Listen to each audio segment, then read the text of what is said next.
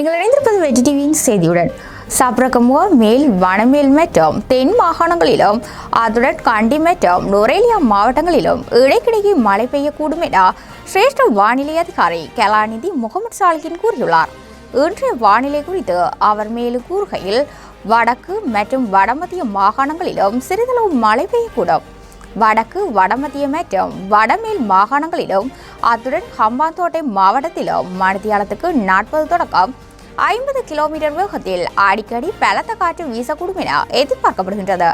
பலத்த காற்று, மின்னல் தாக்கங்களும் ஏற்படக்கூடிய சந்தர்ப்பங்களில் பொதுமக்கள் அவதானத்துடன் செயற்படுமாறு கேட்டுக்கொள்ளப்படுகின்றனர். நாட்டை சூழ உள்ள ஏனைய கடற்பிராந்தியங்களில் சில இடங்களில் மழை அல்லது இடியுடன் கூடிய மழை பெய்யக்கூடிய வாய்ப்பு காணப்படுகின்றது. கடற்பிராந்தியங்களில் மணித்தியாலத்துக்கு 50 தொடக்கம் 60 கிலோமீட்டர் கூடிய வேகத்தில் அடிக்கடி காற்று அதிகரித்து வீசக்கூடும்.